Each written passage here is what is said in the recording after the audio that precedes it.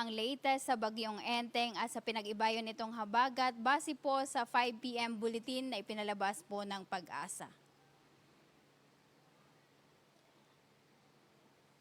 Kaninang alas 4 po ng hapon, huling namataan ang Bagyong Enteng sa vicinity po ng Madela, Quirino.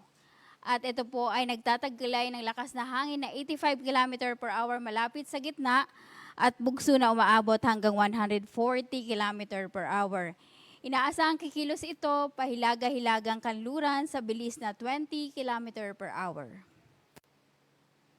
Ang Bagyong Enteng ay inaasahan po nga patuloy na kikilos ng pahilaga-hilagang kanluran at kikilos din po pahilaga dito po sa Cagayan Valley or Northern Cordillera Administrative Region. Habang tuloy-tuloy po itong kikilos palikod dito po sa may Babuyan Channel by tomorrow. Samantala dito naman po sa bahagi po ng West Philippine Sea, ito po ay mag-westward by Thursday, by tomorrow afternoon to Thursday. At inaasahan din pong ito po ay mag-exit ng Philippine Area of Responsibility ng Wednesday morning or afternoon. Ang ending po ay inaasahang ma-maintain ang tropical storm category habang ito po ay nagtatraverse dito po sa northern Luzon area at inaasahan din po ito ay mag-intensify bukas ng hapon at magiging severe tropical storm ng bukas ng hapon din po hanggang gabi at magiging typhoon category naman ng Huwebes. Nakataas pa rin po ang tropical cyclone wind signal number 2 sa Ilocos Norte, Apayao, eastern portion ng Kalinga, Cagayan kasama na po ang Babuyan Islands, Isabela, Quirino at northern portion ng Aurora. Samantala, tropical cyclone wind signal naman po ang nakataas sa Batanes, Ilocos Sur, La Union, eastern portion ng Pangasinan, Abra, nalalabing bahagi ng Kalinga, Mountain Province, Ifugao, Benguet, Nueva Vizcaya, nalalabing bahagi ng Aurora, Nueva Ecija, at eastern portion ng Bulacan. May tropical cyclone wind signal number 1 pa rin po sa Metro Manila, at dito po sa Rizal, northeastern portion po ng Laguna, pati sa northern portion ng Quezon Province.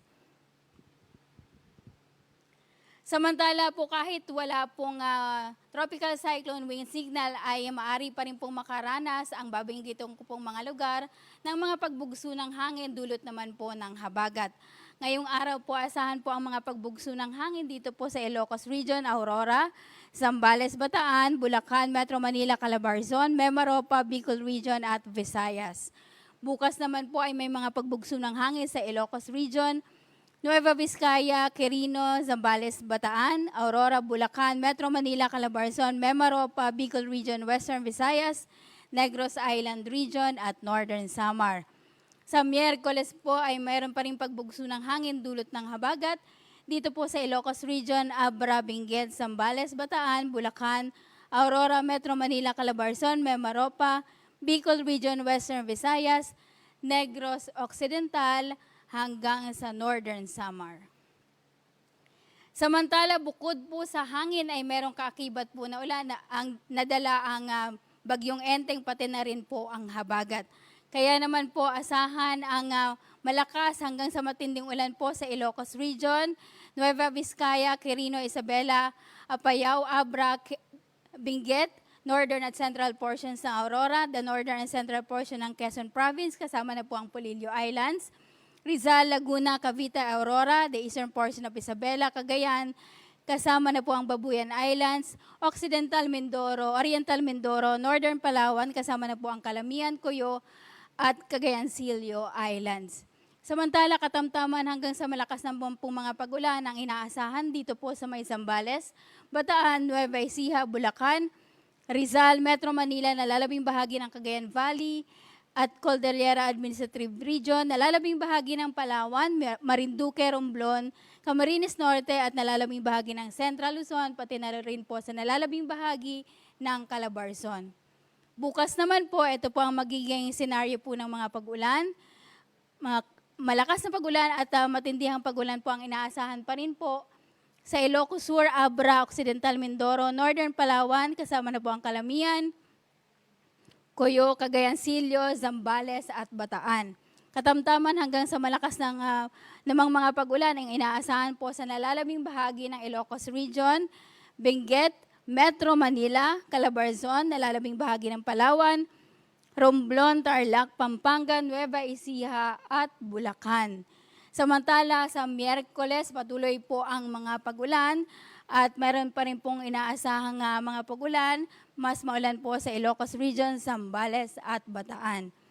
Meron pa rin katamtaman hanggang sa malakas na pagulan dito po sa Metro Manila, Calabarzon, Tarlac, Pampanga, Nueva Ecija, Bulacan, Occidental Mindoro, Oriental Mindoro, Palawan, Romblon at Antique. Inaabisuhan po yung ating mga kababayan na nasa lugar po na mabababa na pwedeng bahain o prone po sa pagbaha at maging sa areas po na nasa bulubunduking lugar o prone sa landslide na mag-ingat po at lagi pong makipagtulungan sa ating mga local government officials, LGUs at DRRM or risk reduction managers po sa inyong mga lugar. Samantala, meron naman po tayong nakataas na gale warning dito po sa areas kung saan po meron pong sa coastal areas po kung saan po nakalagay po ang pulang marka. So meron po tayong gale warning sa northern at eastern coast po ng Cagayan, kasama na po ang Babuyan Islands, Isabela, Aurora, northern coast of Ilocos Norte, ito po yung Pagudpod, Benguet at Burgos, sa Batanes, eastern coast ng Quezon Province, kasama na po ang Calawag, Lopez, Quezon Alabat, Perez, Gumaca, Plaridel, Atimonan, Mauban, Real, Infanta, General Nakar, including Polillo Islands, pati na rin po sa karagatan po na malapit po sa Camarines Norte. Although ito pong gale warning, ito ay warning po sa ating mga kababayang mangingisda na gumagamit ng maliliit ng sasakyang pandagat na bawal pong maglayag. Yung ating po mga kababayan na gustong mag-swimming dito po sa mga karagatan sa Luzon at Visayas ay inaabisuhan po na wag po muna sa panahon ngayon hanggang po sa Biyernes. Dahil sa mga ganitong panahon po medyo mahirap pong pagtiwalaan po ang dagat pag kahit katamtaman hanggang sa maalon po ang ating karagatan. So kahit po sa mga ilog na biglang tumataas po ang tubig ay panawagan po natin na tigilan po ng mga magulang yung mga kabataan na maligo po kahit po sa mga ilog po natin. Yan po ang latest ngayong 5 p.m. bulletin. Next po nating bulletin ay i-issue po natin 8 p.m. po ng gabi.